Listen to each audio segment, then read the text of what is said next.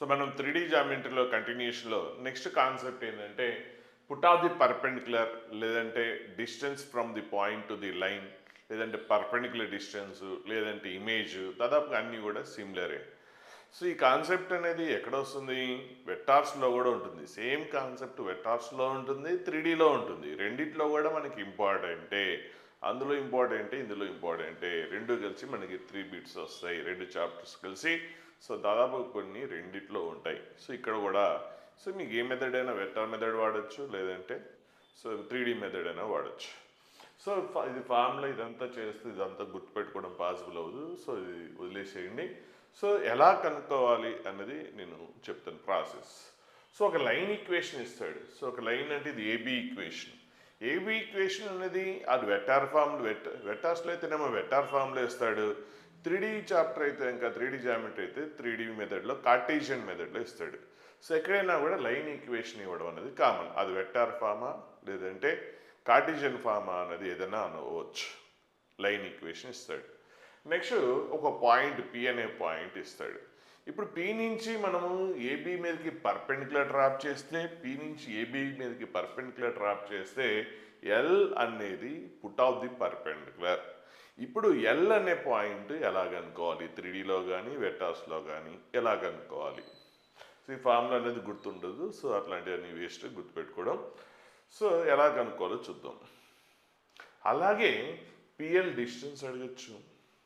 So ఏది అడిగినా process ఏంటంటే సో లైన్ ఈక్వేషన్ మనం ప్రాబ్లమ్స్లో చూద్దాం. ఫస్ట్ కాన్సెప్ట్ చెప్పి నెక్స్ట్ ప్రాబ్లం చేద్దాం. ఈ ఫార్ములా ఏం అవసరం లేదు. సో ఏం చేస్తామంటే లైన్ ఈక్వేషన్ పారామెట్రిక్ ఫామ్. ఈ లైన్ ఈక్వేషన్ తెలుసు కదా. సో ఈ లైన్ మీద ఒక పారామెట్రిక్ పాయింట్ రాస్తాం. అది ఎలా రాయాలి ఇంతకుముందు చెప్పాను, మళ్ళీ ఇప్పుడు ప్రాబ్లంలో చూద్దాం. So parametric point general point అంటే మామూలుగా మనకి 3Dలోనేమో మనకేంటి కార్టేజియన్ ఫామ్లో ఉన్నప్పుడు x - x1 by A, y - y1 by B, z - z1 by C, అది కదా ఈక్వల్ టు టీ అనుకున్నాం. సో ఫస్ట్ వన్ని టీకి ఈక్వేట్ చేస్తే అప్పుడు x value in terms of టీలో వస్తుంది, y వాల్యూ కూడా ఇన్ టర్మ్స్ ఆఫ్ టీలో వస్తుంది, z వాల్యూ కూడా టీ వస్తుంది. అది పారామెట్రిక్ పాయింట్. సో అది ఒక జనరల్ పాయింట్. వెక్టార్స్లో అయినా కూడా అలాగే రాసేస్తాం. సో ఇది పారామెట్రిక్ పాయింట్ వచ్చేస్తుంది. పారామెట్రిక్ పాయింట్ అంటే ఈ లైన్ మీద ఏదన్నా ఎనీ పాయింట్ జనరల్ పాయింట్, ఏ పాయింట్ కావాలంటే ఆ పాయింట్ తీసుకోవచ్చు. సో ఎందుకంటే అక్కడ టీ అనేది వేరియబుల్ కదా. సో పొజిషన్ మారుతున్న కొద్దీ టీ వాల్యూ మారిపోతుంటుంది కాబట్టి సో పారామెట్రిక్ పాయింట్ అనేది లైన్ మీద ఎక్కడైనా అవ్వచ్చు. సో మనకు కావాల్సింది ఎల్ అనే పాయింట్ కాబట్టి ఆ పారామెట్రిక్ పాయింట్ని మనం ఎల్ అనుకుంటాం. అప్పుడు ఎల్ అనే పాయింట్ ఇన్ టర్మ్స్ ఆఫ్ టీలో పారామెట్రిక్ ఫామ్లో వస్తుంది. నెక్స్ట్ పి అనే పాయింట్ ఆల్రెడీ వాడు ఇచ్చాడు. సో పి అనే పాయింట్ తెలుసు, ఎల్ అనేది తెలుసు. రెండింటికి డిఫరెన్స్ వేస్తే అప్పుడు ఏమొస్తుందంటే పిఎల్ డిఆర్స్ వస్తాయి. పిఎల్ అనే లైన్ ఎలా ఉంది? ఏబీకి పర్పెండిక్యులర్ ఉంది. మరి రెండు లైన్స్ పర్పెండిక్యులర్ అయితే వాడు డాట్ పెట్టి ఏమవుతుంది? 0 అవుతుంది. మరి ఏబీ డిఆర్స్ ఏంటి? బి బారే కదా. సో ఇదేంటి? Passing through A bar parallel to B bar. So B బారే కదా. సో మనకి ఈ పాయింట్ ఈ లైన్ యొక్క డిఆర్స్ తెలుసు. పీకి ఎల్కి డిఫరెన్స్ ఇస్తే పిఎల్ డిఆర్స్ తెలుసు.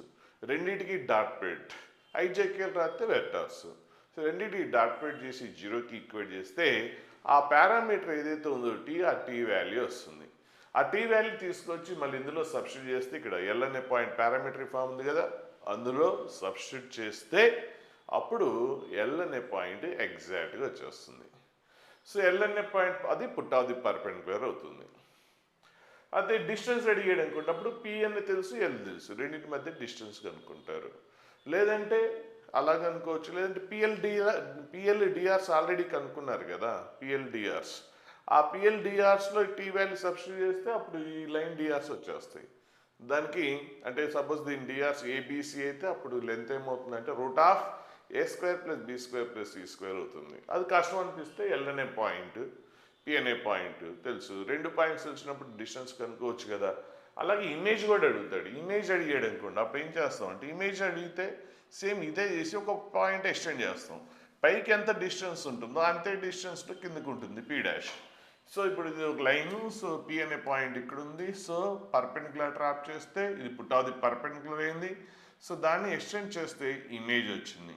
సో మనం పి అనే పాయింట్ ఆల్రెడీ ఇచ్చాడు. ఎల్ అనేది పుట్ ఆఫ్ ది పర్పెండిక్యులర్ మనం ఎలా కనుక్కోవాలో సేమ్ అదే యాస్టిస్ ఫాలో అవుతాం. కనుక్కున్న తర్వాత ఇమేజ్ అనేది మనకు తెలియదు కాబట్టి దాన్ని ఆల్ఫా కామా బీటా అనుకుందాం. సో ఇది పి డాష్. సో ఈ పాయింట్కి రెండింటికి మిడ్ పాయింట్ కనుక్కోండి. ఆ మిడ్ పాయింట్ కట్టి ఎల్ ఏం కావాలి, ఆ రెండింటికి మిడ్ పాయింట్ అవ్వాలి. సో పీ డాష్కి మిడ్ పాయింట్ కనుక్కొని దాన్ని ఎల్కి ఈక్వేట్ చేయండి. దాన్ని ఎల్కి ఈక్వేట్ చేస్తే అంటే already foot of the perpendicular కనుక్కుంటారు కదా, ఎల్ అంటే ఏంటి, పుట్ ఆఫ్ ది పర్పెండిక్యులర్ కనుక్కుంటారు కదా. సో దానికి ఈక్వేట్ చేసేస్తే అప్పుడు మీకు ఆల్ఫా బీటా వాల్యూస్ వచ్చేస్తాయి. అప్పుడు ఏమొస్తుంది, మీకు ఇమేజ్ వస్తుంది. సో ఇమేజ్ అన్నా రిఫ్లెక్షన్ అన్నా ఒకటే. సో ఈ 3Dలో అయినా 2Dలో అయినా ఇలాగే చేస్తాం. ఇలాంటి క్వశ్చన్స్ మీకు చాలా వస్తాయి. పీవైక్యూ క్వశ్చన్స్లో కూడా చాలా వచ్చినాయి కాబట్టి ప్రాబ్లం లేదు. సో కాన్సెప్ట్ అనేది క్లియర్ ఉంటే సో నెక్స్ట్ ప్రాబ్లంలో మీకు అది ఇంకా క్లారిటీ వస్తుంది. ఇంకా చాలా క్వశ్చన్స్ పీవైక్యూ క్వశ్చన్స్ కూడా అందులో ఆ మోడల్స్ వస్తాయి కాబట్టి మీకు ఏమి ఇబ్బంది ఉండదు. సో ఇదొకటి చాలా మనకి ఈ టాపిక్స్లో ఎక్కువ వచ్చే అవకాశాలు ఉన్న కాన్సెప్ట్స్లో ఇదొక కాన్సెప్ట్. ఏంటి, పుట్ ఆఫ్ ది పర్పెండిక్యులర్ కానీ, ఇమేజ్ కానీ, లేదంటే ఆ డిస్టెన్స్ కానీ, ఈ కాన్సెప్ట్ మీద క్వశ్చన్ కొద్దిగా అటు ఇటు ట్విస్ట్ చేయొచ్చు. అవన్నీ కూడా మనకి పీవైక్యూ క్వశ్చన్స్ వస్తాయి. సో ఇది కూడా చాలా మనకి ఈ 2 చాప్టర్స్లో చాలా ఇట్ లిస్ట్లో ఉన్నది ఏంటంటే స్క్యూ లైన్స్ అయితే, next it list second it లిస్ట్లో ఉన్నది ఇది. సో అది ఇది రెండిట్లో ఒకటి కన్ఫామ్గా అయితే క్వశ్చన్ గ్యారంటీ. సో అలాగే కార్టేజియన్ ఫామ్లో ఉన్న అంతే. సో దీని ఈక్వల్ టు ల్యాండా అనుకుంటాం. సో ఫస్ట్ వన్ ల్యాండాకి ఈక్వేట్ చేస్తే అప్పుడు ఎక్స్ వాల్యూ వస్తుంది. అలాగే ఇది వై ఈక్వల్ టు ల్యాండాకి ఈక్వేట్ చేస్తే వై వాల్యూ వస్తుంది. అలాగే జెడ్ వాల్యూ. ఇదేంటి, ఎల్ అనే పాయింట్. సో ఇప్పుడు ఎల్ అనే పాయింట్ ఇది. సో పి అనే పాయింట్ ఆల్రెడీ తెలుసు, రెండింటికి డిఫరెన్స్. సో పి అనే పాయింట్కి ఈ పాయింట్ ఎల్కి డిఫరెన్స్ అంటే ఏంటి, x1 plus a lambda minus a minus ఈ పాయింట్ ఏంటి ఆల్ఫా. అలాగే నెక్స్ట్ ఇందులో వై కోఆర్డినేట్ మైనస్ ఇందులో వై కోఆర్డినేట్. సో ఇది వచ్చేస్తుంది. అలాగే ఇందులో జెడ్ కోఆర్డినేట్, ఎల్లో జెడ్ కోఆర్డినేట్ మైనస్ పిలో జెడ్ కోఆర్డినేట్స్. సో అప్పుడు మనకి పిఎల్ డిఆర్స్ వచ్చేసినాయి. ఇప్పుడు పిఎల్ డిఆర్స్ ఇది ఏం చేస్తామంటే ఈ లైన్ డిఆర్స్, ఈ లైన్ ఈక్వేషన్ ఆల్రెడీ తెలుసు కదా ఏబీసీ, కాబట్టి ఈ లైన్ డిఆర్స్ ఏబీసీ. కాబట్టి రెండింటికి డాట్ ప్రేట్ చేసేయండి, ఇదంతా వద్దు. సో డాట్ ప్రేట్ చేసేస్తే మీకు ల్యాండా వాల్యూ వస్తుంది. సరే, ఇప్పుడు మీకు కొద్ది కన్ఫ్యూజన్ ఉన్నా ఇప్పుడు మనం ఈ ప్రాబ్లం చేసినప్పుడు మీకు క్లియర్ అయిపోతుంది. సో అది ప్రాసెస్ నేను చెప్పింది. ఇప్పుడు ప్రాబ్లం చూద్దాం, ఎలా చూస్తే మీకు క్లియర్గా వస్తుంది. సో ఇదే క్వశ్చన్ వెక్టార్స్లో, ఇది వెక్టార్స్లోనే ఉంది క్వశ్చన్ ఇది యాక్చువల్గా. సో సేమ్ క్వశ్చన్ ఐజేకేలు తీసేసి కార్టేజియన్ ఫార్ములా ఇస్తే 3D అయిపోతుంది. సో లైన్ ఈక్వేషన్ అది వెక్టార్ ఫార్ములా ఇచ్చాడు, ఏ ప్లస్ టీబీ బార్. ఇదే లైన్ ఈక్వేషన్ కార్టేజియన్ ఫార్ములా ఇస్తే 3D జామెట్రీ అయిపోతుంది. సో రెండిట్లో ఇందులో కామన్ క్వశ్చన్స్ ఉంటాయి. పుట్ ఆఫ్ ది పర్పెండిక్యులర్ అనుకుంటున్నాం. సో ఎలాగనుకుంటున్నాం, ఫస్ట్ పారామెట్రిక్ పాయింట్ రాయమన్నాను. ఓకే, పారామెట్రిక్ పాయింట్ 3Dలో అయితే ఎలా రాయాలో, సో కార్టేజియన్ ఫార్ములా ఉన్నప్పుడు పారామెట్రిక్ పాయింట్ ఎలా రాయాలో చూసాం. సో ఈక్వల్ టు ల్యాండా అనుకుంటే వచ్చేస్తుంది. మరి వెక్టార్స్లో ఉంటే పారామెట్రిక్ పాయింట్ ఎలా రాయాలంటే జస్ట్ ఇందులో ఆల్రెడీ ఆర్ బార్ ఈక్వేషన్ ఇచ్చాడు కదా. సో ఇందులో ఐజేకే టర్మ్స్ రాసేయండి, అవే మీకు పారామెట్రిక్ పాయింట్ అయిపోతుంది. అంటే ఇప్పుడు ఇచ్చిన లైన్లో ఐ కోఎఫిషియంట్ ఎంత 11 ప్లస్ ఇక్కడ కూడా ఐ కోఎఫిషియంట్ ఉంది కదా ప్లస్. సో ఏంటది 10 ఇంటూ ల్యాండా. సో 11 ప్లస్ 10 ల్యాండా, 11 ప్లస్ 10 ల్యాండా, 11 ప్లస్ కదా. సో పారామెట్రిక్ పాయింట్ రాసేస్తున్నాను 11 ప్లస్ 10 ల్యాండా. అలాగే నెక్స్ట్ వై కోఆర్డినేట్ కావాలంటే జే. సో ఇక్కడ జే కోఎఫిషియంట్ -2, ఇక్కడ -4 ఇంటూ ల్యాండా, -4 ల్యాండా. సో ఏంటి Y coordinate -2, -4 into lambda is -4 lambda. అలాగే next K coefficients. So K అనేది ఇక్కడ -11 ఇంటూ 4 -11 ల్యాండా, -11 ల్యాండా -8. సో -8. సో ఇప్పుడు మనకి పారామెట్రిక్ పాయింట్ వచ్చేసింది. సో ఈ లైన్ ఈక్వేషన్ ఇది ఇచ్చింది ఏంటంటే ఈ లైన్ ఈక్వేషను. సో ఈ లైన్ ఈక్వేషన్లో నేను ఐజేకే కోఎఫిషియంట్ సపరేట్ చేశాను, రెండింటిలో కంబైన్ చేసేసాను. ఇందులో ఐ కోఎఫిషియంట్ ప్లస్ ఇది ఐ కోఎఫిషియంట్ ప్లస్ ఉంది కదా. సో సపరేట్ రాసేస్తే ఇది మనకి ఈ లైన్ మీద పారామెట్రిక్ పాయింట్. అంటే ఈ లైన్ మీద ఏదో ఒక పాయింట్ అవ్వచ్చు, ఏదన్నా అవ్వచ్చు. సో మనం ఏమనుకుంటాం, మనకు కావాల్సిందే అనుకుంటాం. సో ఎల్ అనుకుంటాం. సో అలా ఎలా అనుకుంటాం, ఎగ్జాక్ట్ కావాలి కదంటే ఆ ఎల్ దాని రిలేటెడ్గా మనం కనుక్కుంటాం కదా, ఆ ల్యాండా వాల్యూ కనుక్కుంటాం దాని రిలేటెడ్గా. ఎలా, ఇప్పుడు ఎల్ అనే పాయింట్ వచ్చేసింది, పి అనే పాయింట్ తెలుసు. సో ఇది వెక్టార్స్లో రాశాడు, ఐజేకేలు తీసేస్తే అప్పుడేంటి ఇది పాయింట్. ఇప్పుడు పి అనే పాయింట్ తెలుసు, ఎల్ అనే పాయింట్ తెలుసు. రెండిటికి డిఫరెన్స్ చూడండి. రెండిటికి డిఫరెన్స్ చూస్తే అప్పుడు పిఎల్డిఆర్స్ వస్తాయి.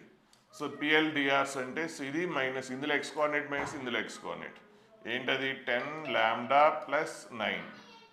అలాగే difference of the y coordinates.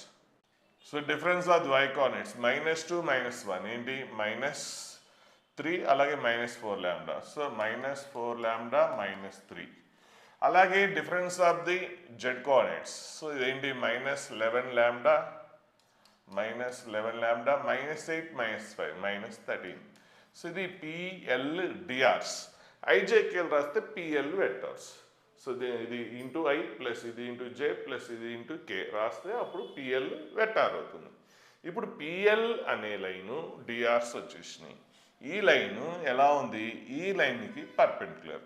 మరి ఈ లైన్ డిఆర్స్ ఏంటి, ఇవే కదా, a bar plus t b bar. Line equation ఏంటి, a bar plus t b bar. So ఆ బీ బారే మనకి ఏమవుతుంది, ఈ వెక్టార్ అవుతుంది. ఐజేకేఎల్ తీసేస్తే అప్పుడు ఏమవుతుంది, ఆ లైన్ డిఆర్స్ వస్తాయి. కాబట్టి ఇప్పుడు ఏబీ డిఆర్స్ ఏంటి 10 -4 -11. ఇప్పుడు ఈ లైన్ పర్పెండిక్యులర్, ఈ లైన్ డిఆర్స్ తెలుసు ఇవి, నెక్స్ట్ ఈ లైన్ డిఆర్స్ తెలుసు. రెండింటికి డాట్ ట్రేట్ చేసేస్తే సో బీ బార్ అనేది ఏంటి, బి అనే వెక్టార్, ఐజేకేఎల్ తీసేస్తే డిఆర్స్. సో బీ బార్ ఏంటి 10 -4 -11. ఈ రెండింటికి డాట్ ట్రేట్ చేసేసేయండి. సో డాట్ ట్రేట్ చేసేస్తే మీకు ఆ లాంబ్డా వాల్యూ వస్తుంది. సో పిఎల్కి బీకి డాట్ ట్రేట్. సో రెండింటికి డాట్ ట్రేట్. So 10 lambda plus 9 × 10. సో ఇది. అలాగే next product of the Y coefficients. So -4 into అది. సో ఇక్కడ తప్పైంది మనకి, ఇక్కడ -1 -4 లాంబ్డా అయితే ఇక్కడ -3 వచ్చింది. మనది మిస్టేక్ అది చూద్దాం ఒకసారి. So -4 lambda -2. సో -1 +1 కదా. సో అప్పుడు ఇది -1 వస్తుంది, మనది మిస్టేక్. సో -1 వస్తుంది. అలాగే next product of the Z coefficients. So -11 into -13 lambda. So ఇది. సో ఏంటి డాట్ పెట్టి 0కి ఈక్వేట్ చేయండి, లాంబ్డా వాల్యూ వచ్చేస్తుంది. సో ఈ లాంబ్డా వాల్యూ తీసుకొచ్చి నెక్స్ట్ ఎల్ అనే పాయింట్లో సబ్స్టిట్యూట్ చేసేసేయండి. సో ఆ లాంబ్డా వాల్యూ తీసుకొచ్చి ఇందులో సబ్స్టిట్యూట్ చేసేస్తే అప్పుడు మీకు ఏమొస్తుంది, లాంబ్డా ప్లేస్లో లాంబ్డా వాల్యూ సబ్స్టిట్యూట్ చేసేస్తే ఎల్ అనే పాయింట్ వస్తుంది. సో అది పుట్ ఆఫ్ ది పర్పెండిక్యులర్ వచ్చేసింది. ఇంకేమడిగాడు, అండ్ ఆల్సో ఫైండ్ లెంత్ అన్నాడు. ఆల్సో ఫైండ్ లెంత్ అంటే ఈ ఎల్ అనే పాయింట్ తెలుసు, పి అనే పాయింట్ తెలుసు, రెండింటి మధ్య డిస్టెన్స్ కనుక్కోండి. లేదంటే ఆల్రెడీ మనం డిఫరెన్స్ చూసేసాం, ఇది ఏంటి పిఎల్ డిఆర్సే డిఫరెన్స్. ఇందులో సబ్స్టిట్యూట్ చేసేసేయండి, సబ్స్టిట్యూట్ చేసి సమ్ ఆఫ్ ది స్క్వేర్స్ అంటే ఆల్రెడీ డిఫరెన్స్ వేసాం కదా, లాంబ్డాలోనే ఈ డిఫరెన్స్ వేసాం కాబట్టి ఇందులో సబ్స్టిట్యూట్ చేసుకున్నాం. ఓకే. సో మీరు కన్ఫ్యూజ్ అవుతుంటే ఇక్కడే సబ్స్టిట్యూట్ చేసేసి ఈ పాయింట్కి ఆ పాయింట్కి మధ్య డిస్టెన్స్ కనుక్కోండి. ఆల్రెడీ ఇక్కడ పిఎల్ కనుక్కున్నారు కనుక ఇందులో సబ్స్టిట్యూట్ చేసి some of the squares. So ఇది డిఆర్స్ ఏబిసి అయితే అప్పుడు ఏంటి √a² + b² + c² మీకు లెంత్ అవుతుంది. సో ఓకేనా. సో ఇక్కడ ఎల్ అనే పాయింట్, అందులో లాంబ్డా వాల్యూ ఎల్ అనే సబ్స్టిట్యూట్ చేస్తే ఎల్ అనే పాయింట్ వస్తుంది. ఆల్రెడీ పి అనే పాయింట్ తెలుసు, రెండింటికి డిఫరెన్స్ చూసాం. సో అప్పుడు √a² + b² డిఫరెన్స్ వస్తే దానికి మోడ్ కనుక్కుంటే అయిపోతుంది, మీకు లెంత్ వచ్చేస్తుంది. సో ఆ వెక్టార్స్లో అయితే అలా, 3Dలో అయితే ఇలా పాయింట్స్ ఇచ్చేస్తాడు. సేమ్ ఏదైనా కూడా ఇక్కడ ఏమి ఇచ్చాడు చూద్దాం. ఇది కూడా ఈ క్వశ్చన్ కూడా. సో ఇక్కడ ఇంకో రకంగా చేసాడు క్వశ్చన్. సో నేను మామూలుగా ఇంతకుముందు చెప్పినట్టు చేసి తర్వాత ఇది కూడా ఎక్స్ప్లెయిన్ చేస్తాను. సో ఇక్కడ మనకి పాయింట్స్ ఏ ఇచ్చాడు, నెక్స్ట్ ఈ లైన్ మీద 2 పాయింట్స్ ఇచ్చాడు. బీసీ ఈక్వేషన్ ఇవ్వలేదు ఇంత ముందులాగా. సో బీసీ ఈక్వేషన్ ఇవ్వలేదు, బీసీ మీద 2 పాయింట్స్ ఇచ్చాడు. సో 2 పాయింట్స్ ఇస్తే మనం లైన్ ఈక్వేషన్ కనుక్కోవచ్చు కదా. BC equation first BC DRs కనుక్కుంటాం. బీసీ డిఆర్స్ అంటే difference of the x coordinates 4 - 3 ఎంత 1. అలాగే difference of the why coordinates 7 - 5 ఎంత 2. నెక్స్ట్ 1 - 3 ఎంత -2. సో ఈ లైన్ డిఆర్స్ వచ్చేసినాయి. నెక్స్ట్ ఇప్పుడు లైన్ ఈక్వేషన్ కావాలి. సో లైన్ ఈక్వేషన్ ఏంటి, ఫార్ములా x - x1. x1 అంటే ఈ 2 పాయింట్స్ ఉన్నాయి కదా, మీ ఇష్టం ఏ పాయింట్ అయినా తీసుకోండి. సో ఈ పాయింట్ తీసుకుందాం. x - 3 బై లైన్ డిఆర్స్ ఏంటి 1. నెక్స్ట్ y - ఏదో ఒక పాయింట్ తీసుకోండి, అందులో సగం ఇందులో సగం కాదు. సో y - 5/2 = z - 3/-2 = t అనుకుంటే అప్పుడు మనం పారామెట్రిక్ పాయింట్ రాసేయచ్చు. లైన్ ఈక్వేషన్ వచ్చింది కదా. ఇప్పుడు ఫస్ట్ అండ్ లాస్ట్ ఈక్వేట్ చేస్తే అప్పుడు x = ఏమొస్తుంది 1 × t. t నెక్స్ట్ -3 అటు పోతే +3 అవుతుంది. అలాగే y equal to 2 into T 2t, next -5 అటు సైడ్ వెళ్ళిపోతే +5 వస్తుంది. అలాగే z ఈక్వల్ టు -2t +3. ఇప్పుడు మీకు పారామెట్రిక్ పాయింట్ వచ్చేసింది, అంటే జనరల్ పాయింట్ వచ్చేసింది ఇది. సో జనరల్ పాయింట్ అంటే ఏంటి, ఏదన్నా కావచ్చు, కాబట్టి మనకి కావాల్సిన పాయింట్ డి అనుకుంటాం. సో దీన్ని ఇప్పుడు మనం డి అనుకుంటున్నాం. ఇప్పుడు డి అనే పాయింట్ వచ్చేసింది, ఇది డి అనే పాయింట్. సో ఇప్పుడు డికి ఏకి డిఫరెన్స్ వస్తే ఏడిడిఆర్స్ వస్తాయి. సో ఏడిడిఆర్స్ కావాలి. సో ఏడిడిఆర్స్ అంటే సో డి అనే పాయింట్కి ఏ అనే పాయింట్కి డిఫరెన్స్. సో డి అనే పాయింట్లో ఎక్స్ కోఆర్డినేట్ ఏంటి, t+3 మైనస్ ఇందులో ఎక్స్ కోఆర్డినేట్. సో t+3 - 1 ఏమొస్తుంది, t+2 వస్తుంది. అలాగే difference of the y coordinates, ఇందులో y కోఆర్డినేట్ 2t+5 అయితే ఇందులో y కోఆర్డినేట్ 0, కాబట్టి ఏంటి 2t+5 వస్తుంది. అలాగే difference of the z coordinates -2t+3 -3 3 cancel అయిపోతుంది. సో ఏమొస్తుంది, -2t వస్తుంది. ఇప్పుడు ఏడిడిఆర్స్ వచ్చేసినాయి. ఏడిడిఆర్స్ వచ్చేసిన తర్వాత ఆల్రెడీ బీసీడిఆర్స్ తెలుసు. So AD and BC perpendicular కాబట్టి ఈ రెండింటికి డాట్ ప్రోడక్ట్ ఏం కావాలి, సో బీసీడిఆర్స్. సో బీసీడిఆర్స్ ఏంటి 1 2 -2. సో రెండింటికి డాట్ ప్రోడక్ట్ చేసేస్తే అప్పుడు మనకి టీ వాల్యూ 0కి ఈక్వేస్తే టీ వాల్యూ వస్తుంది. So t+2 into 1, so t+2 plus ఈ రెండింటి ప్రోడక్ట్, సో ఏంటి 40 + 10, next minus into minus +40 equal to ఎంత 0. సో అప్పుడు ఏమొస్తుంది 40 + 40 80 + 9 ఎంత టీ అంటే 90 + 12 equal to 0. So T equal to ఏమొస్తుంది -12/9, 3తో క్యాన్సిల్ చేస్తే -4/3 వస్తుంది. సో టీ వాల్యూ తీసుకొచ్చి ఇప్పుడు మీకు ఏం అడిగాడు క్వశ్చన్లో, పుట్ ఆఫ్ ది పర్పెండిక్యులర్ అడిగాడు. సో ఏ నుంచి మనకి బేసిక్ పర్పెండిక్యులర్ డ్రాప్ చేస్తే put of the perpendicular. So put of the perpendicular అంటే ఏంటి, డీనేగా, డి అనే పాయింట్ ఇదే కదా. సో ఇందులో సబ్స్టిట్యూట్ చేసేస్తే ఈ టీ వాల్యూ -4/3 ఇందులో సబ్స్టిట్యూట్ చేసేస్తే మీకు అప్పుడు డి అనే పాయింట్ వచ్చేస్తుంది. అదే ఏడి డిస్టెన్స్ కావాలంటే ఏ ఆల్రెడీ వచ్చేసింది, ఇప్పుడు డి కనుక్కున్నారు కాబట్టి రెండింటి మధ్య డిస్టెన్స్ కనుక్కోవచ్చు. సో అలా కాకుండా ఇలా కూడా చేయండి, ఇది కూడా మంచి కాన్సెప్టే. కాకపోతే ఇది ఎక్కువ అలవాటు ఉంది కాబట్టి ఇది తొందరగా మీకు ఐడియా వస్తుంది. సో ఇది కొద్దిగా అంత తొందరగా ఐడియా రాకపోవచ్చు. ఇంతకుముందు డి అనే పాయింట్ ఎలా కనుక్కున్నాం మనము, సో పారామీటర్ పాయింట్ కనుక్కున్నాం. సో ఇప్పుడు డి అనే పాయింట్ అలా కాకుండా ఇంకో రకం కూడా కనుక్కోవచ్చు. సో బి తెలుసు, సి తెలుసు, డి అనేది ఆ లైన్ మీదనే ఉంటుంది కాబట్టి డి అనేది బీసీని డివైడ్ చేస్తుంది. ఏ రేషియో అనేది మనకు తెలియదు. సో దాన్ని λ:1 అనుకుందాం. సో λ:1 అంటే అప్పుడు సెక్షన్ ఫార్ములా తెలుసు కదా, mx2 + nx1/m+n. సో ఆ సెక్షన్ ఫార్ములా వాడేస్తే అప్పుడు మీకు డి అనే పాయింట్ వచ్చేస్తుంది. సో ఇది డి అనే పాయింట్ వచ్చేస్తుంది. ఏంటి mx2 + nx1/m+n, అలాగే m/2 + ny1/m+n. అంటే ఒకటే మనం అజ్యూమ్ చేసుకునేది ఏంటంటే డి అనేది బీసీని λ:1 రేషియోలో కట్ అవుతుందని అనుకోండి, అంతే. సెక్షన్ ఫార్ములా వాడేయండి, అప్పుడు డి వచ్చేస్తుంది. ఇప్పుడు డి తెలుసు, ఏ ఆల్రెడీ డి వచ్చేసింది, ఏ ఆల్రెడీ తెలుసు. సో డికి ఏకి రెండింటికి డిఫరెన్స్. సో ఇందులో డిలో ఎక్స్ కోఆర్డినేట్ మైనస్ ఏలో ఎక్స్ కోఆర్డినేట్, అలాగే ఇందులో వై కోఆర్డినేట్ మైనస్ ఏలో వై కోఆర్డినేట్, అలాగే ఇందులో జెడ్ కోఆర్డినేట్ మైనస్ ఏలో జెడ్ కోఆర్డినేట్స్. సో దీన్ని ఎల్సిఎం చేసేస్తే అప్పుడు ఏడిడిఆర్స్ వచ్చేసినాయి. ఇప్పుడు ఏడి అనేది ఏం కావాలి, బీసీకి పర్పెండిక్యులర్. ఆల్రెడీ మనం బీసీడిఆర్స్ కనుక్కున్నాం, బీసీడిఆర్స్ ఇవి. So AD and BC perpendicular కాబట్టి రెండింటికి డాట్ ప్రోడక్ట్. కాబట్టి ఇక్కడ ఇది ఈజీగా ఉంటుంది, కానీ డినామినేటర్ λ+1 రావడం వల్ల ఏమైనా క్యాలిక్యులేషన్ సేమే ఉంది కాబట్టి పెద్ద ప్రాబ్లం ఉండదు. డిఫరెంట్ లేదు కదా, అన్నింటిలో సేమే ఉంది కాబట్టి పెద్ద ఇబ్బంది ఏం లేదు. అంటే డిఫరెంట్ ఉంటే మళ్ళీ ఎల్సిఎంలు చేయాల్సి వస్తుంది. అన్నింటిలో సేమే ఉంది కాబట్టి ఆ λ+1 రైట్ సైడ్ వెళ్ళిపోతుంది. సో 0 ఇంటూ కాబట్టి ఓకే, పెద్ద డిఫికల్ట్ ఏం లేదు. సో ఇది కూడా కాకపోతే ఐడియా అనేది తొందరగా కనెక్ట్ అవ్వదు. సో గుర్తుపెట్టుకోండి, అంటే ఇలాంటి నోట్ చేసి పెట్టుకోండి, ఐడియాస్ అనేది నోట్ చేసి పెట్టుకోండి. ఇలా కూడా చేయొచ్చు అని కొన్ని టెక్నిక్స్ నోట్ చేసి షార్ట్ నోట్స్ అన్ని ప్రిపేర్ చేసుకోండి.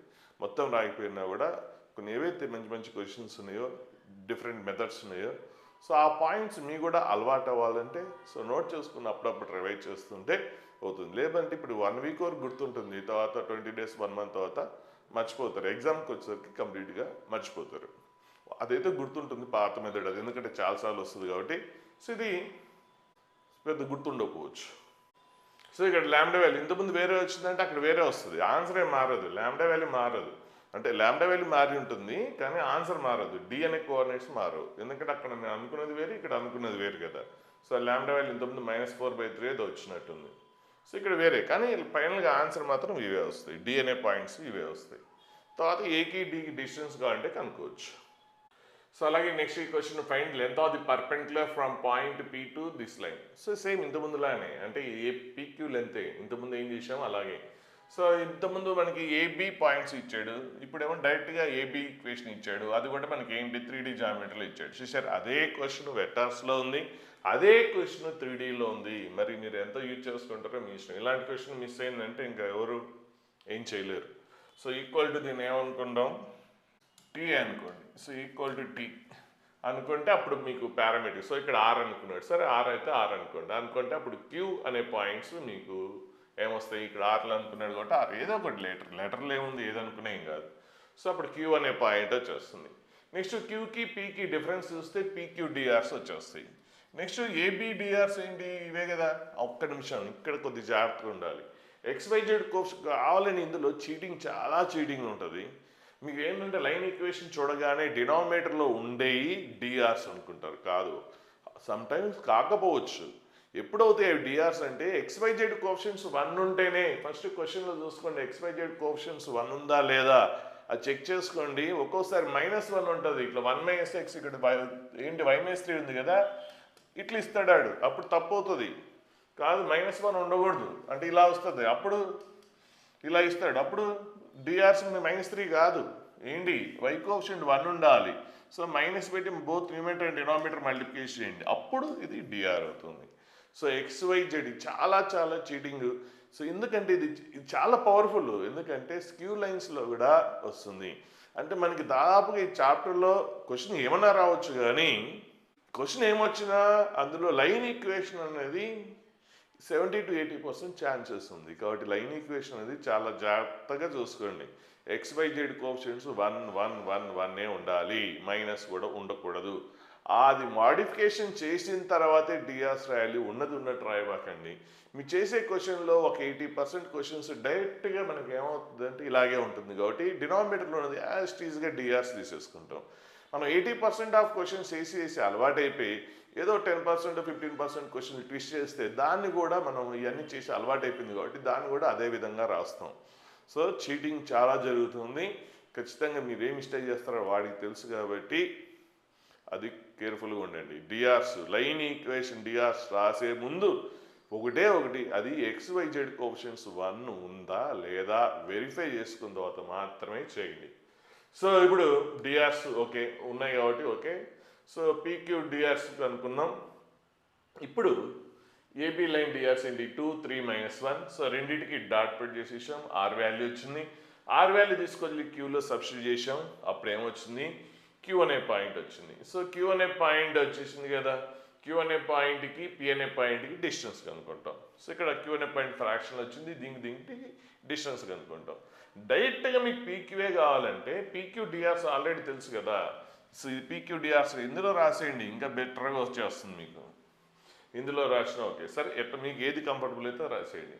అప్పుడు ఇది ఏమొస్తుందంటే డైరెక్ట్గా ఈ వాల్యూస్ వచ్చేస్తాయి. సో వాటిని స్క్వేర్ చేస్తే సరిపోతుంది, స్క్వేరింగ్ అండ్ యాడింగ్ చేసుకుంటే సరిపోతుంది. అప్పుడు పీక్యూ లెంత్ వచ్చేస్తుంది. సో నెక్స్ట్ ఈ question, find the coordinates of those points on this line which are at a distance 3 units from 1, -2, 3. So distance 3 units డిస్టెన్స్లో ఉన్నాయి పాయింట్స్ అడిగాడు. సో ఇంతకుముందులాగా మీరు చేసారు అంటే పర్పెండిక్యులర్ డిస్టెన్స్ అలా కాదు ఇక్కడ. సో ఎందుకంటే ఇక్కడ అడుగుతుంది ఏంటి చూడండి, లైన్ క్వశ్చన్ సరిగా అర్థం చేసుకోండి, చిన్న ట్విస్టులు ఉంటాయి. క్వశ్చన్ ఏమంటున్నాడంటే find the points on this line, ఇచ్చిన లైన్ మీద పాయింట్ అడుగుతున్నాడు, ఎక్కడో కాదు, ఇచ్చిన లైన్ మీదే పాయింట్, ఇది ఇచ్చిన లైన్. సో దీని మీద పాయింట్ అడుగుతున్నాడు. సో పాయింట్ ఎలా ఉండాలి, 3 units ఎక్కడి నుంచి, ఈ పాయింట్ నుంచి. సో ఈ లైన్ మీద ఇంకొక పాయింట్ ఉంటుంది, ఏంటది 1 -2 3. సో ఈ పాయింట్ నుంచి 3 units డిస్టెన్స్లో పాయింట్ కావాలి. సో 3 units డిస్టెన్స్లో అంటే పారామెట్రిక్ పాయింట్ అనుకోండి సరిపోతుంది. సో పారామెట్రిక్ పాయింట్ అంటే ఎలా వస్తుంది, ఇప్పుడు ఇచ్చిన లైన్ ఈక్వేషన్ ఉంది కదా, దాన్ని ఈక్వల్ టు ఆర్ టీనో ఏదో ఒకటి అనుకోండి. సో అప్పుడు పారామెట్రిక్ పాయింట్ వచ్చేస్తుంది. సో అది క్యూ అనే పారామెట్రిక్ పాయింట్ వచ్చేసింది. ఇప్పుడు క్యూకి పీకి డిస్టెన్స్ కనుక్కోండి. పీ తెలుసు, క్యూ తెలుసు. రెండిటికి డిస్టెన్స్ కనుక్కొని ఆ వచ్చిన డిస్టెన్స్ని 3కి ఈక్వేట్ చేయండి. 3కి ఈక్వేట్ చేస్తే చాలు. సో ఇక్కడ వేరేలా చేసాడు, సో ప్రాబ్లం లేదు, మీరు నేను చెప్పినట్టు చేసాడు. క్యూ అనే పాయింట్, పీ అనే పాయింట్ తెలుసు, క్యూ అనే పాయింట్ తెలుసు కదా. రెండింటి మీద డిస్టెన్స్ కనుక్కోండి, డిస్టెన్స్ని 3కి ఈక్వేట్ చేయండి, దాని రిలేటెడ్ ఆర్ వాల్యూ వచ్చేస్తుంది. సో ఆర్ వాల్యూ వచ్చేస్తుంది. ఇప్పుడు అడిగింది ఏంటి, అక్కడ పాయింటే కదా, సో ఆర్ వాల్యూ తీసుకొచ్చి ఇందులో సబ్స్టిట్యూట్ చేసేయండి, అప్పుడు మీకు ఆన్సర్ వస్తుంది. ఇది మెథడ్, నేను చెప్పిన మెథడే బెస్ట్, ఇది మీకు తొందరగా ఐడియా రాదు. సో చేసేసేయండి, మీకు ఆర్ అండ్ డిస్టెన్స్ వచ్చేస్తుంది. ఒకవేళ పాయింట్ కావాలంటే సో డిస్టెన్స్ అక్కడ ఆర్ స్క్వేర్ 9 అయితే ఆర్ ఈక్వల్ టు +r-3. ఎందుకు +r-3 అంటే, సో నేను ఇక్కడ నుంచి పాయింట్ 3 నుంచి డిస్టెన్స్ అంటే అటు తీసుకోవచ్చు, ఇటు సైడ్ కూడా తీసుకోవచ్చు. సో ఈ పాయింట్ నుంచి నాకు 3 నుంచి డిస్టెన్స్లో అంటే పైకి తీసుకోవచ్చు, కింద తీసుకోవచ్చు, కాబట్టి 2 పాసిబిలిటీస్ ఉంటాయి. అందుకే మీకు +r-2 ఆన్సర్స్ వస్తాయి. సో క్యూ అనే పాయింట్ కావాలంటే సో ఆ పాయింట్లో సబ్స్టిట్యూట్ చేసేయండి, క్యూ అనే పాయింట్ ఇందులో సబ్స్టిట్యూట్ చేసేయండి, పాయింట్ కూడా వచ్చేస్తుంది. Next reflection. సో దీన్ని మళ్ళీ స్పెషల్గా వద్దాం, అంత అవసరం లేదు, ఇంతకుముందు మనం చేసాం కదా పుటాది పర్పెండిక్యులర్ అదే. సో మీరు ఏం చేస్తారంటే పుటాది పర్పెండిక్యులర్ కనుక్కోండి, వచ్చేస్తుంది, ఇంతకుముందు కనుక్కున్నాం కదా. ఇమేజ్ ఏంటో తెలియదు, ఆల్ఫా బీటా అనుకోండి. సో ఈ పాయింట్ తెలుసు, ఇచ్చాడు ఏదో 1,2 అని. నెక్స్ట్ ఇప్పుడు మీరు పుటాది పర్పెండిక్యులర్ కనుక్కున్నారు, సపోజ్ 4,5 వచ్చింది. ఇప్పుడు ఏంటి, ఎల్ అనేది ఏమవుతుంది, పీక్యూకి మిడ్ పాయింట్ అవుతుంది. కాబట్టి పీక్యూ మిడ్ పాయింట్ అంటే ఏంటి, ఆల్ఫా +1/2. రఫ్గా రాస్తున్నా, అంటే ఈ వాల్యూస్ కాదు, సో రఫ్గా రాస్తున్నా ఎలా చేయాలనేది. /2 ఈక్వల్ టు ఎంత, 4, అప్పుడు ఆల్ఫా వాల్యూ వచ్చేస్తుంది. సో నెక్స్ట్ అలాగే బీటా +2/2 ఈక్వల్ టు 5, అప్పుడు బీటా వాల్యూ వచ్చేస్తుంది. సో ఆల్ఫా బీటా వాల్యూ వస్తే ఇమేజ్ వస్తుంది. సో పెద్ద కష్టమేం కాదు, మళ్ళీ దీనికి స్పెషల్గా ఫార్ములా ఇవన్నీ సుత్తి అవసరం లేదు. సో జస్ట్ పుటాది పర్పెండిక్యులర్ అనుకుంటారు కాబట్టి, సో ఇమేజ్ని ఆల్ఫా బీటా అనుకొని ఇచ్చిన పాయింట్కి ఈ రెండింటికి మిడ్ పాయింట్ కనుక్కొని, అది పుటాది పర్పెండిక్యులర్ ఆల్రెడీ కనుక్కున్నారు కాబట్టి దానికి ఈక్వేట్ చేసేస్తే మీకు ఇమేజ్ అనేది వచ్చేస్తుంది. సో కార్టేజియన్ ఫామ్ అయినా వెక్టార్ ఫామ్ అయినా ఎట్లా ఇచ్చినా కూడా అదే. సో ఇక్కడ ఈ క్వశ్చన్ చూడండి, ఇమేజ్ కనుక్కోమన్నాడు. సో ఏంటి, ఫస్ట్ ఏబి ఈక్వేషన్ ఇచ్చాడు కాబట్టి సో ఈక్వల్ టు లాంబ్డా అనుకుంటే, సో అప్పుడు మీకు పారామెట్రిక్ పాయింట్ వచ్చేస్తుంది ఎల్ అనే, అది ఆ పారామెట్రిక్ పాయింట్ని ఎల్ అనుకుంటాం. సో ఎల్ అనే పాయింట్ వచ్చిన తర్వాత ఎల్కి పీకి డిఫరెన్స్ వస్తారు, అప్పుడు పిఎల్డిఆర్స్ వస్తాయి. పిఎల్డిఆర్స్ తెలుసు, ఆల్రెడీ ఏబి లైన్ ఈక్వేషన్ ఇచ్చాడు. సో ఏబి లైన్ ఈక్వేషన్లో XYZ కోఎఫిషియెంట్స్ 1 ఉన్నాయి, ఓకే నో ప్రాబ్లం. సో 1, 2, 3 అనేది ఏబిడిఆర్స్ అవుతాయి. ఒక్కోసారి అలా ఉండదు, జాగ్రత్త. 90% క్వశ్చన్స్ ఇలాగే ఉండి ఎగ్జామ్లోకి వచ్చేసరికి రివర్స్ అవుతుంది. సో కాబట్టి ఇప్పుడు ఏబిడిఆర్స్ వచ్చేసినాయి. సో పిఎల్డిఆర్స్ తెలుసు, రెండింటికి డాట్ ప్రెడ్ చేసేస్తాం, డాట్ ప్రెడ్ చేసి 0కి ఈక్వేట్ చేస్తాం, అప్పుడు ఎల్ వాల్యూ వస్తుంది. సో ఎల్ వాల్యూ తీసుకొచ్చి ఇందులో ఎల్ అనే పాయింట్ ఉంది కదా ఇక్కడ, సో ఇందులో ఇక్కడ సబ్స్టిట్యూట్ చేసేస్తే అప్పుడు మీకు ఎల్ అనే పాయింట్ వచ్చేసింది. సో ఎల్ అనే పాయింట్ వచ్చేసింది. ఇప్పుడు ఎల్ అనే పాయింట్ ఏంటి వచ్చింది, 1, 3, 5 వచ్చింది, 1, 3, 5. సో ఇప్పుడు ఇమేజ్ ఏంటో తెలియదు, దానికి ఏదో పేరు పెట్టండి, x1, y1, ఆల్ఫా బీటా ఏదో ఒకటి. సో ఇప్పుడు పీకి క్యూకి మిడ్ పాయింట్ ఏంటి, x1 + 1/2 ఈక్వల్ టు ఏంటి, సో జెడ్ కోఆర్డినేట్స్ 3D కదా, జెడ్ కోఆర్డినేట్స్ కూడా ఉంటుంది, ఇంతకుముందు రాయలేదేమో చూసుకోండి. సో x1 + 1/2 ఈక్వల్ టు ఎంత, 1. సో అప్పుడు x1 ఈక్వల్ టు ఎంత, 2 - 1, 1 వస్తుంది. అలాగే y1 + 6/2, y1 + 6/2 equal to 3. So y1 + 6 equal to 9. So y1 equal to ఎంత, 3. So y1 equal to 3. Sorry ఇక్కడ తప్పు రాశాను, 2 × 3 ఎంత, 6 కదా. సో అప్పుడు y1 వాల్యూ ఎంత, 0. అలాగే next z1 + 3. So z1 + 3/2 equal to ఎంత, 5. సో అది పోతే 10. సో z1 ఈక్వల్ టు 7 వస్తుంది. సో అప్పుడు ఇమేజ్ ఏంటి, 1, 0, 7. సో ఇమేజ్ వచ్చేసింది. సో ఇమేజ్ని వాడు ఏదో అన్నాడు అక్కడ, ఇమేజ్ని ఏమన్నాడు, ఆల్ఫా బీటా గామా అయితే α² + β² + γ² అని అన్నాడు. కాబట్టి ఇది ఆల్ఫా బీటా గామా అయితే alpha value 1, beta value 0, gamma value 7. ఇందులో సబ్స్టిట్యూట్ చేసేసి మీకు ఆన్సర్ వచ్చేస్తుంది. సో నెక్స్ట్ కాన్సెప్ట్ నెక్స్ట్ వీడియోలో shortest distance between the skew lines. So మనకి ఈ చాప్టర్లో మ్యాక్సిమం ఎక్స్పెక్ట్ చేసే క్వశ్చన్ ఇది, ఫస్ట్ హిట్ లిస్ట్లో ఉండేది, సో టాప్లో ఉండేది ఇది. సో నెక్స్ట్ వీడియోలో ఈ కాన్సెప్ట్ని చూద్దాం.